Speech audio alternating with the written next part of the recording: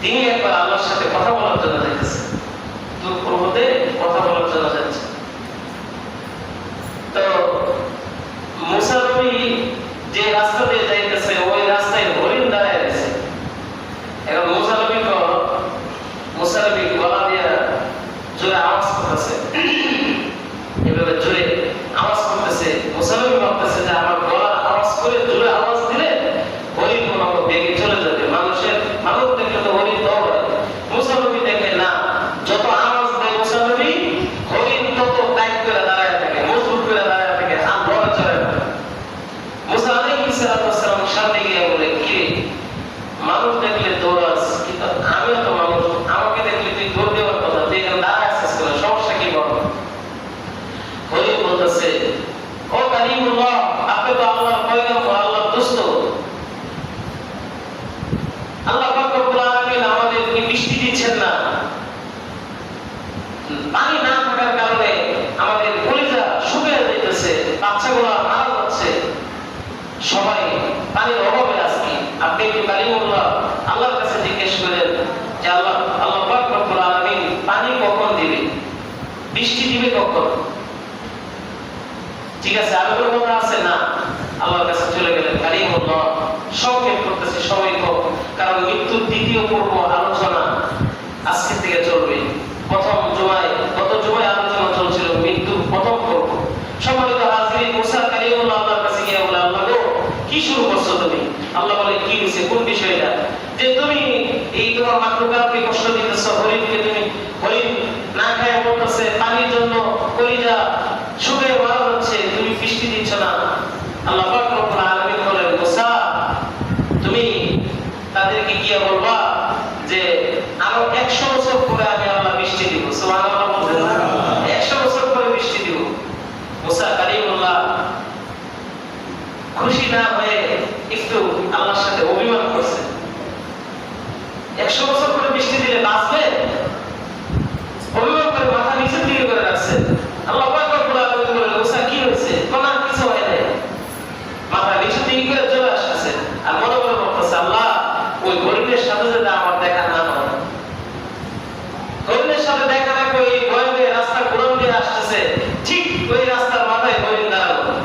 হরিণ বলতেছে, কালিমুল্লাহ জিজ্ঞেস করছিলেন মানে পানি দিবে কবে, বৃষ্টি কবে দিবে? মুসা কালিমুল্লাহ বলে, তোমার শুনে কোনো লাভ নাই, শুনলে তুমি খুশি হইবে না। আল্লাহ যে কথা বলছে, কি বলছে আল্লাহ? মুসা কালিমুল্লাহ বলে, আল্লাহ পাক রব্বুল আলামিন বলছেন যে বৃষ্টি আর 100 বছর পরে দিবে। এটা শোনার সাথে সাথে হরিণ সাথে সাথে জবান খুলে গেছে। হরিণ বলে, আলহামদুলিল্লাহ, জোরে চিল্লায় বলেন আল্লাহু আকবার। মুসা আলাইহিস সালাম হরিণের আলহামদুলিল্লাহ শুনে আর রাগ হয়ে গেছে। কি তুই 100 বছর বাঁচবি? তো না, তোর 14 গোষ্ঠী, তোর পুত, তোর ছেলে মেয়ে, তোর 100 বছর বাঁচবে? তো না, তাহলে তুই বাঁচবে না, তোর ছেলে মেয়ে বাঁচবে না। তুই 100 বছর কথা শুনে তুই আলহামদুলিল্লাহ কেন বলছিস? এটা আমাকে বইলা যা, দাঁড়া এখানে দাঁড়া। হরিণ ডাক দিয়ে বলে, কালিমুল্লাহ, আল্লাহ পাক রব্বুল আলামিন আপনাকে যে বলছেন 100 বছর পর বৃষ্টি দিবে, এই কথার মধ্যে হিকমত আছে, এই কথার মধ্যে হিকমত আছে, উপকারী কথা বলছেন আমার মালিক। এই জন্য আমার মালিকের একটা উপকারী কথা আপনি আমাকে শোনায় দিলেন। এই জন্য আমি হরিণ বসে থাকতে পারলাম না, এই জন্য আমি হরিণ আলহামদুলিল্লাহ বলছি। আলহামদুলিল্লাহ বলেন, যেমন আলহামদুলিল্লাহ বলছেন। আল্লাহ পাক রব্বুল আলামিন মিকাইলকে ডাক দিয়ে বলেন, হে মিকাইল, আমি 100 বছর পরে বৃষ্টি দিতে চাইছিলাম। আমার বান্দাগুলো, আমার সৃষ্টির জীবগুলো, আমার আলহামদুলিল্লাহ, আমার 100 বছর পর বৃষ্টি দেওয়ার কথা শোনার পরেও আমার সৃষ্টি জীব আলহামদুলিল্লাহ উচ্চারণ করছে। আমি আল্লাহর প্রেমের সাগরের মধ্যে কেমন লাড়াচাড়া দিছে। যা 100 বছর পর বৃষ্টি দেওয়ার দরকার নাই, 100 বছর পর যে বৃষ্টি দেওয়ার কথা ছিল, আলহামদুলিল্লাহ বলার বরকতে 100 বছরের আগের 100 বছর পরের বৃষ্টিটাকে এক্ষুনি তুই বৃষ্টিটা দিয়া ওই জঙ্গলের মধ্যে ফালাইয়া দিয়ে সাথে সাথে সাথে বৃষ্টি দিয়ে দেয়। এই কথা আল্লাহ পাক রব্বুল আলামিনের হুকুম শুনে মিকাইলকে বৃষ্টি দেওয়া শুরু করছেন। এদিক দিয়ে মুসা নবী বাড়ি থেকে ঢুকতেছে, ওঠার আগেই মুসা নবী তাকায় দেখে জোর জোর করে বৃষ্টি পড়া শুরু করছে। সুবহানাল্লাহ, জোর জোর করে বৃষ্টি পড়া শুরু করছে। মুসা নবী বলে, আল্লাহ তুমি আমাকে বলছো 100 বছর পর বৃষ্টি দিবা, আর তুমি আজকেই বৃষ্টি দিয়ে দিলা, তুমি আমাকে লজ্জা দিলা। আল্লাহ পাক রব্বুল আলামিন বলেন, মুসা তুমি তো এই 100 বছরের কথা শোনার পরে তুমি আলহামদুলিল্লাহ বলতে পারলা না, আর আমার ছোট সৃষ্টি জীব এই হরিণ 100 বছর পরে বৃষ্টির কথা শুনে আলহামদুলিল্লাহ বলে ফেলছে। আমি আল্লাহ খুশি হইয়া 100 বছর পরের বৃষ্টিটা আমি 100 বছর আগেই দিয়ে দিলাম। সুবহানাল্লাহ, আলহামদুলিল্লাহ বললে লাভ না লস? জোরে বলেন না, লাভ না লস? আপনারা দোকানের মধ্যে কথা বলতে পারেন, খুব ছোট দোকানের মধ্যে বসে এমন ছোট আপনারা মনে হয় কথা সাগর আপনাদের পেটের ভিতরে ঢুকে আছে। আটলান্টিক মহাসাগর বড় সাগর আপনাদের কথা সাগর পেটের ভিতরে ঢুকে আছে। মসজিদে আসার পরে আপনারা বন্ধ হয়ে যান। মসজিদে আসার পরে আল্লাহর নাম ধরে নিতে হবে। সুবহানাল্লাহ বলেন, চলে আল্লাহু আকবার বলেন। আল্লাহ সবচেয়ে বড়, মসজিদে এসে বলতে হবে, আল্লাহকে বুঝাই দিতে হবে যে আল্লাহ তুমি সবচেয়ে বড়। মসজিদে আসলে আপনারা কেমন জানি দুর্বল হয়ে যান, মুখ দিয়ে কথা বের হয় না। সম্মানিত হাজিরিন, আল্লাহ পাক রব্বুল আলামিন মৃত্যুর কথা বলেছেন আমাদেরকে। আল্লাহ পাক রব্বুল আলামিন বলেন, কুল্লু নাফসিন যায়িকাতুল মাউত। এখানে আল্লাহ তাআলা মাউত শব্দ না অন্য কোন শব্দ আনতে পারতেন। এই মাউত শব্দের অর্থ হলো আস্বাদন, অর্থাৎ আল্লাহ পাক রব্বুল আলামিন বলেন, কুল্লু নাফসিন যায়িকাতুল মাউত, যার প্রাণ আছে সকলেরই মৃত্যুর স্বাদ গ্রহণ করতে হবে। অর্থাৎ এটা আল্লাহ তাআলা বলতে পারতেন কোরআনে যে সকলেরই মৃত্যু গ্রহণ করতে হবে, কিন্তু এটা না বলে আমার আল্লাহ বলেন কুল্লু নাফসিন যায়িকাতুল মাউত, সকলেই মৃত্যুর স্বাদ আস্বাদন করতে হবে। মৃত্যুর আবার স্বাদ আছে নাকি? হ্যাঁ, মৃত্যুর স্বাদ আছে। বেঈমানের জন্য মৃত্যুর স্বাদ আলাদা, মুনাফিকের জন্য মৃত্যুর স্বাদ আলাদা, মুমিনের জন্য মৃত্যুর স্বাদ আলাদা। যে দুনিয়ার জমিনের মধ্যে আল্লাহর হুকুম মেনে চলছে, নবীর তরিকা মতে চলছে, যে কোরআন হাদিসের হুকুম মেনে চলছে, আল্লাহ পাকের সব হুকুম মেনে চলছে, তার জন্য মৃত্যু একরকম। যে দুনিয়ার জমিনের মধ্যে নিজের খাহেশ মতে চলছে, গুনার পাপ যে বসবাস করে চলছে, হক হারাম বেঁচে চলে নাই, হালাল হারাম বেঁচে চলে নাই, যার অন্যায় কাজ আছে সব অন্যায় কাজ করে আপনাকে নামাক বানাইছে, তার জন্য মৃত্যুর স্বাদ কিন্তু ভিন্ন রকম। যে কাফের হয়ে মারা গেছে তার জন্য মৃত্যুর স্বাদ অন্যরকম। যে মুশরিক হয়ে মারা গেছে তার জন্য কিন্তু মৃত্যুর স্বাদ অন্যরকম। আল্লাহ নবী বলেন যে মুমিন বান্দার মৃত্যু কেমন হবে? মুমিন বান্দার মৃত্যু এমন হবে যে মুমিন বান্দা মায়ের কোলে একটা শিশু বাচ্চা যেরকম দুধ খায়, মুমিন বান্দার মৃত্যুটাও এরকম ভাবে হয়ে যাবে। সুবহানাল্লাহ, যারা মুমিন, যারা আল্লাহর হুকুম মেনে চলছে, তাদের মৃত্যুটা হবে যে মায়ের কোলে দুধ খাইতেছে, দুধ খাইতে গিয়ে কেউ মৃত্যুবরণ করছে। আর একটা বেঈমান কাফের নাপাক আত্মার মৃত্যুটা এমন হবে যে একটা তাজা ছাগলকে যেমন চামড়া ছিঁড়ে ফেলা হয় এমন মৃত্যু কষ্ট হবে। এক আল্লাহর নবী উদাহরণ দিয়ে বলেন যে একটা লাঠির মধ্যে তোরার মধ্যে যেমন বাড়ি দিলে আলকাতার মধ্যে তোরা যেরকম চলে আসে, একটা নাফরমান মৃত্যু এমন হবে যে আর চাইলে যখন মৃত্যু টান দিবেন, রূপটাকে টান দিবেন, শরীরের রক সব রক ছিঁড়ে তার জানটা বের হয়ে যাবে।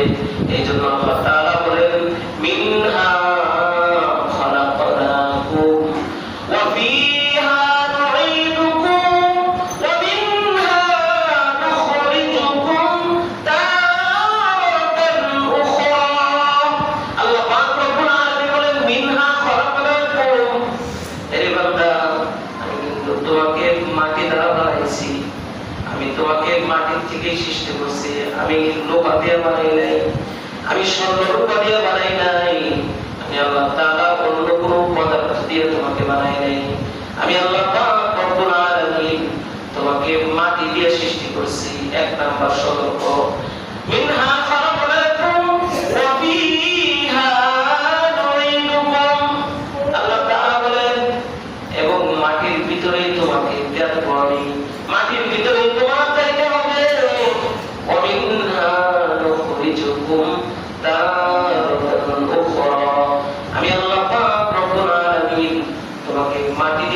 কইরা মাটির ভিতর ঢুকাইয়া আমি আবার ইসরাফিলের সিংহায় দিয়া আমি আল্লাহ তাআলা মাটি থেকে তোমাকে দাঁড় করাবো। এই জন্য আল্লাহ তাআলা বলেন কুল্লু নাফসিন যায়িকাতুল মাউত। আল্লাহ পাক রব্বুল আলামিন এই আয়াতে দিয়া আল্লাহ তাআলা সতর্ক করতেছেন যে মৃত্যু থেকে অস্বীকার করার মতো পৃথিবীতে কোনো মানুষ এখনো জন্ম হয় নাই। মৃত্যু থেকে যে কেউ অস্বীকার করবে এরকম মানুষ পৃথিবীতে এখনো সৃষ্টি হয় নাই। একবার হযরত আদম আলাইহিস সালাম, আমাদের বাবার নাম কি জোরে বলেন? সবাই বলেন। আমাদের আপনার নাম কি? বাবার নাম যদি ছেলে জোরে না বলতে পারি তাহলে কেমন সন্তান? জোরে বলেন আদম আলাইহিস সালাম। আমাদের বাবার নাম কি? আদম আলাইহিস সালাম। আদম আলাইহিস সালাম একবার খুশি হয়ে তার ছেলে দাউদ নবীকে 60 বছর দিয়ে দিয়েছেন। কত বছর দিয়ে দিয়েছেন? 60 বছর দিয়েছেন। আদম আলাইহিস সালামের হায়াত ছিল 1000 বছর। কয়শো বছর? কথা বলা মন দিয়ে একটু শুনেন। জমার বয় না আসছেন, কথাগুলো ঢুকাইবেন। 20টা কথা শুনলে 10টা ভিতরে ঢুকবে না? 10টা ঢুকলে উপকার আছে। সম্মানিত হাজির, আমাদের বাবা হায়াত কত বছর ছিল? 1000 বছর। এখান থেকে কয় বছর তার ছেলে দাউদ নবীকে দিয়েছিলেন? 60 বছর। থাকে কয় বছর? 940 বছর। কয় বছর? 940 বছর থাকে। আদম আলাইহিস সালামের কাছে 940 বছর আদমের শেষ। আজরাইল চলে আসে, আয়েশা বলে যে হে পয়গম্বর তাড়াতাড়ি রেডি হন, আপনার সময় নাই, সময় শেষ, রেডি হয়ে যান, আপনাকে নিয়ে যাব। আমি বললাম আজরাইল। আদম আলাইহিস সালাম বলে যে এই আমার বয়সটা এখনো, আমার মৃত্যুর সময় এখনো হয় নাই। আমাদের বাবা দুনিয়াতে থাকতে চাই, সুবহানাল্লাহ বলেন না? মানে মৃত্যু অস্বীকার করে না, কিন্তু দুনিয়াতে আরো কিছু দিন থাকতে চায়। আমাদের আত্মীয় স্বজন যখন অসুস্থ হয় তখন ডাক্তারের কাছে নিয়ে বল 1 কোটি টাকা চলে যায়, সব সম্পত্তি বেচে বলাবো, তারপর লোকটা বেঁচে থাকুক। ঠিক কিনা বলেন? লোকটা বেঁচে থাকুক, বাঁচতে চায় মানুষ, আরেকটু বাঁচতে চায়।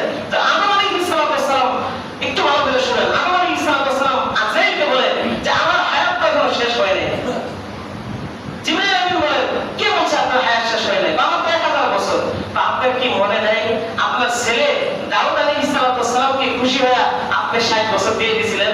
আপনি তো এখন 940 বছর হয়ে গেছে, আপনার মরার সময় হয়ে গেছে। আদম আলাইহিস সালাম বলে যে আমি 60 বছর দেই নাই, আমি 60 বছর আমার ছেলেকে দেই নাই। আজরাইল অবাক হয়ে আল্লাহর কাছে চলে গেলেন, আল্লাহ তোমার পয়গম্বরের হায়াত বলে এখনো শেষ হয় নাই। আল্লাহ পাক রব্বুল আলামিন মুশকি হেসে বলেন আজরাইল তার হায়াত নির্ধারিত 1000 বছরই ছিল। 1000 বছর হায়াত ছিল, কিন্তু আদম তো ভুলে যায়, কারণ মানুষ অনেক কিছু ভুলে যায়। আদম ভুলে গেছে। আল্লাহ তাআলা বলেন যে আদম বাকি যে 60 বছর তার ছেলে দাউদকে দিয়েছেন সেটা ভুলে গেছে, যাও আর 60 বছর পরে আদমের জান কবজ করো। সুবহানাল্লাহ বলেন।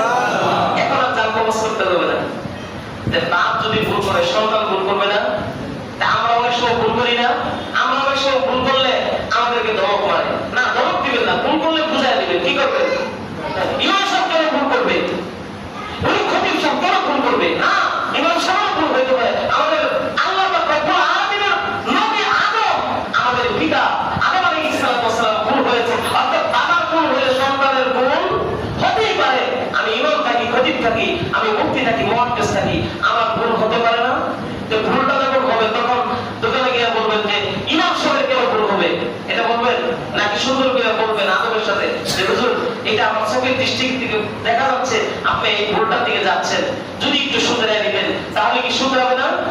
একজনের ভুল করার সাথে সাথে যদি বলেন এই জানোয়ার এই ভুলটা করলে কেন, সে ভুলটা করছে যে জানোয়ার দেওয়ার পর আপনি তাকে ভুলটা যে বললেন, সে আরো রাগ হয়ে সে আরো দুটো অপরাধ করবে। আর যদি বলেন যে ভাইয়া, ও বাবা, ও দাদা, ও চাচা, ও ছোট ভাই, ও বড় ভাই, আপনার এই ভুলটা হইতেছে, এটা না করলে ভালো হয়, সাথে সাথে সে ভুল শুধরে নেবে। ঠিক কিনা বলে?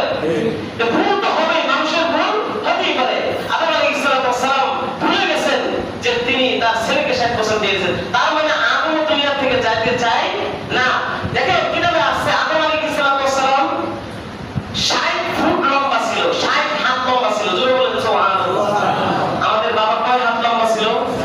60 হাত লম্বা ছিল। কয় হাত? 60 হাত। কত উঁচা ছিল?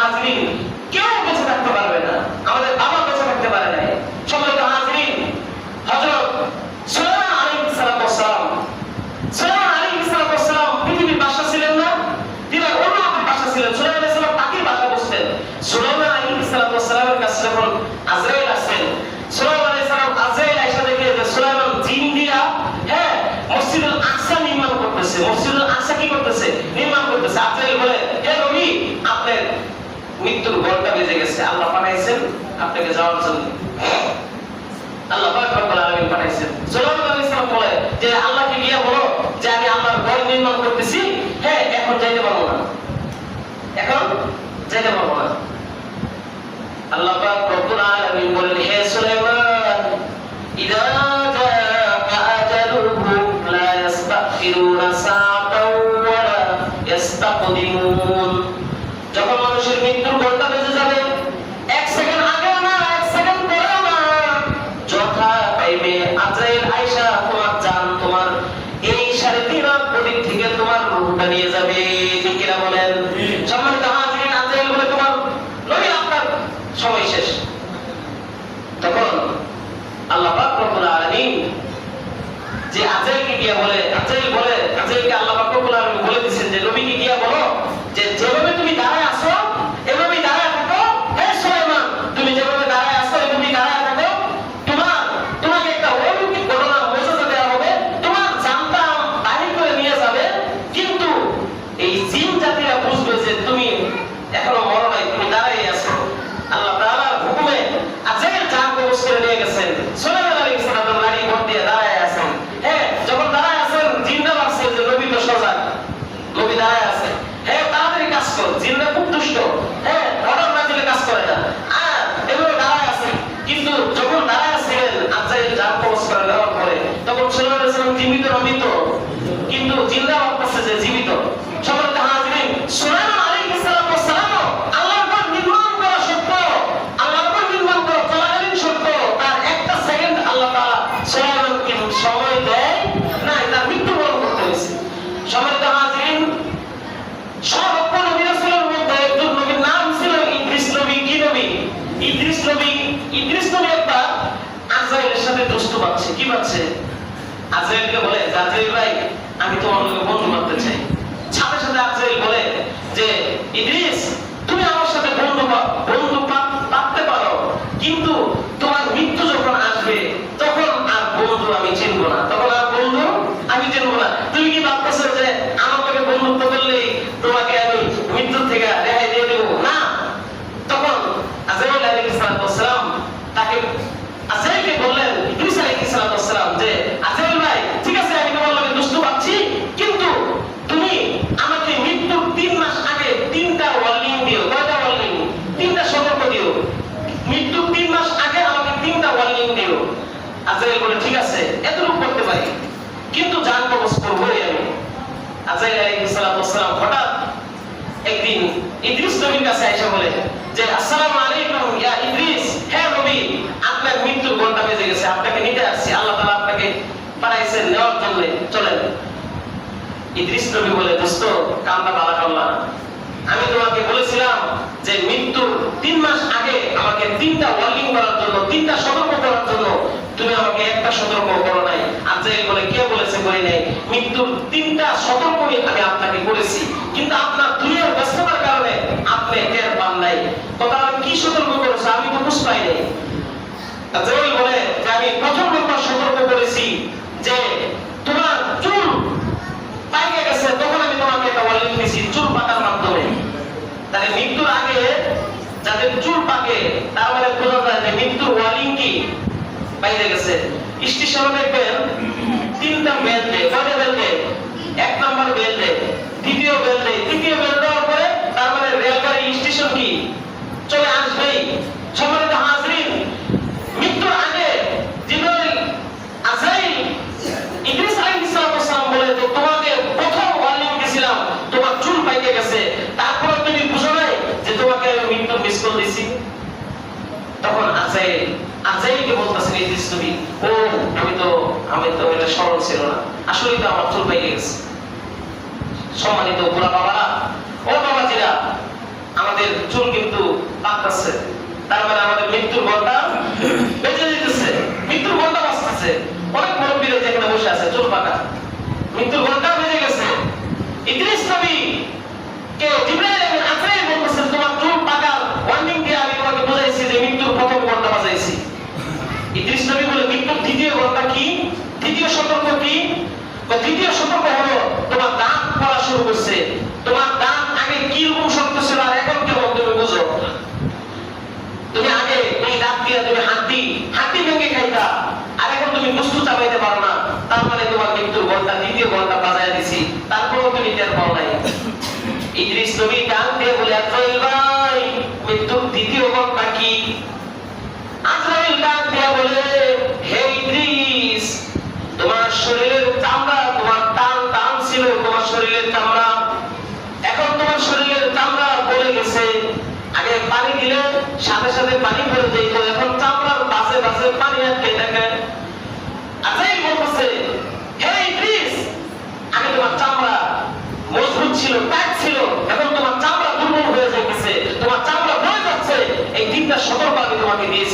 কিন্তু তুমি দুনিয়ার মুখে পড়ে তুমি সতর্কগুলা টের পাও নাই, এই জন্য আমি এখন তোমাকে নিয়ে যাব।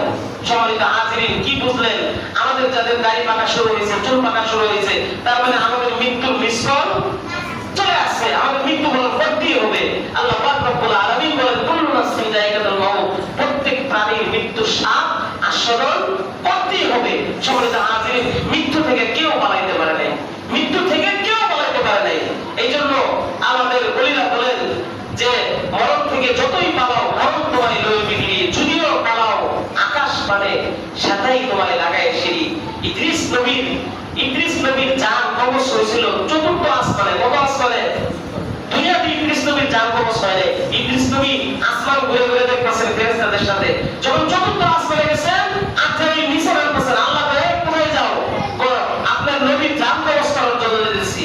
আল্লাহ পাক রব্বুল আলামিন বলেন যে ইদ্রিস নবী তো দুনিয়ায় নাই, ইদ্রিস নবী এখন আছেন চতুর্থ আসমানে, দৌড়াও ওইখানে গিয়ে দেখো আমার নবী বসে আছেন, ওইখান থেকে জান কবজ করো। তার মানে ইদ্রিস নবীর জান কোথায় কবজ হয়েছে? চতুর্থ আসমানে। সম্মানিত হাজিরিন, যেখানেই থাকেন না কেন, মৃত্যু আপনার কাছে আসবেই। অতএব আমাদের বুদ্ধিমানের কাজ হলো মৃত্যুর পূর্বে আমাদের কবরে যাওয়ার জন্য প্রস্তুতি নিতে হবে। ঠিক কিনা বলেন? মৃত্যুর পূর্বে আমাদের কবরকে এখানে দুনিয়া থেকে কবরকে সাজাইতে হবে। ঠিক কিনা বলেন? সম্মানিত হাজিরিন, আল্লাহর নবী একদম কলিজার টুকরা মেয়ে ফাতেমা রাদিয়াল্লাহু তাআলা আনহা মারা গেছেন। যখন মারা গেছেন, ফাতেমা রাদিয়াল্লাহু তাআলা আনহাকে কবর দিবে, এর আগে আবু যর গিফারি রাদিয়াল্লাহু তাআলা আনহু তিনি কবর কি গিয়ে বলতেছেন, হে কবর, তোমার ভিতরে আজকে কে আসছে জানো? পুরো জান্নাতের সরদারিনী মা ফাতেমা রাদিয়াল্লাহু তাআলা আসছে। আল্লাহর নবী যার জন্য আসমান জমিন পুরো কায়নাত যার উসিলায় সৃষ্টি হয়েছে, তিনার মেয়ে তোমার কাছে আসতেছে। সাবধান, কোনো বেয়াদবি করো না, ভালো আচরণ করবা, ভালো ব্যবহার করবা। কবরের জবাব সাথে সাথে খুলে গেছে। জোরে বলেন সুবহানাল্লাহ। কবর কি বলতেছে শুনবেন একটু? কবর কি বলতেছে? কবর বলতেছে যে আবু যর, আমি নবীর মেয়েকে চিনি না, আমি জান্নাতের সরদারিনীকে চিনি না, আমি পৃথিবীর রাজা বাদশাকে চিনি না, আমি ফকিরকে চিনি না, আমি একমাত্র চিনি দুইটা জিনিস। কয়টা জিনিস? একটা হচ্ছে আমল, আর একটা হচ্ছে বদ আমল। আমার এই পেটে যদি কেউ আমল নিয়ে আসতে পারে, তাহলে আমি কবর তার সাথে ভালো আচরণ করব। আর যদি কেউ বদ আমল নিয়ে আসে, তাহলে আমি কবর তার সাথে খারাপ আচরণ করব। সম্মানিত হাজিরিন, আল্লাহ পাক রব্বুল আলামিন এই যে আমাদেরকে মৃত্যুর পরে যে কবরে যেতে হবে, কবরে যাওয়ার পরে ছোট্ট একটা ঘরে, এটা আয়না ঘরের চেয়েও ছোট, আয়না ঘরের চেয়েও কি ছোট। আয়না করে যারা থাকছে, যে সমস্ত আসামিরা, যে সমস্ত যাদেরকে রাখছে, তাদের কাছে জিজ্ঞেস করে দেখেন কি আযাবের জায়গা। এখন তো ভিডিও দেখা যায়, কিন্তু কবর কি, কবরের ভিতরে কি হয় এটা কি ভিডিওতে দেখা যায়? কবর এমন একটা ঘর, এখানে জানলা দরজা কিচ্ছু নাই, প্রস্রাব বাথরুম কোনো কিছুই নাই। ওইখানে আপনাকে রাখা, তারপর আত্মীয় স্বজনরা চলে আসবে। এই কবরের সামান আমাদের দুনিয়া থেকেই নিয়ে যাইতে হবে। সম্মানিত হাজিরিন, সময় কম। আমি বলেছি যে মৃত্যুর আলোচনা যদি সারা বছর করা হয় তেও শেষ হবে না।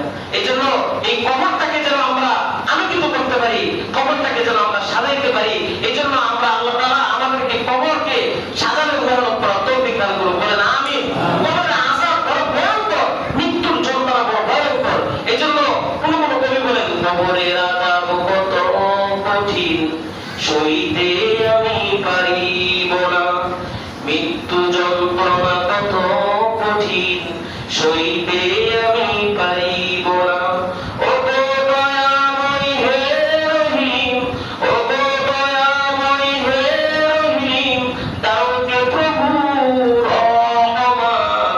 কবরের আযাব কত কঠিন, সইতে আমি পারিব না, মৃত্যু যন্ত্রণা কত কঠিন, সইতে আমি পারিব না।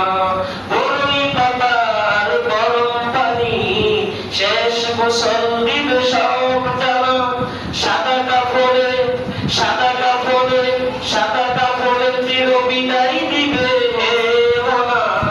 কবরের আযাব কত কঠিন, সইতে আমি পারিব না, মৃত্যু যন্ত্রণা কত কঠিন, সইতে আমি পারিব না। ঠিক কিনা বলেন? কবরের আযাব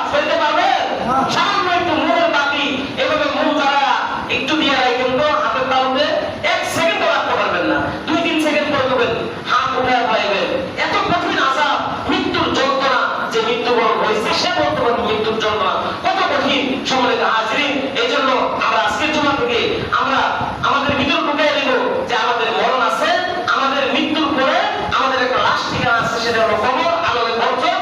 সেই আখিরাত লাশ ঠিকানার জন্য আমাদের সামান এখান থেকেই আমাদের রেডি করে নিতে হবে, ঠিক কিনা বলেন? যারা চালান তারা দুনিয়ার থেকেই মৃত্যুর কবরের সামানা আগেই জোগাড় করে ফেলেছেন, আর যারা ভুটা তারা দুনিয়ার মধ্যে খাইছে আর বাথরুম বোঝাই করছে, আর সন্তানের জন্য 5 তলা 10 তলা বাড়ি করে রাখছে, মৃত্যুর পরেই ছেলে মেয়ে ঝগড়া লাগছে, বাড়ি নিয়ে কে কোন বিল্ডিং দিবে। এখনো পর্যন্ত বাবাকে কবর ঢুকায় দেয়, লাশ রেখে সন্তান মারামারি করতেছে কার বাবার সম্পত্তি কিভাবে ভাগ করে নেবে, ঠিক কিনা বলেন?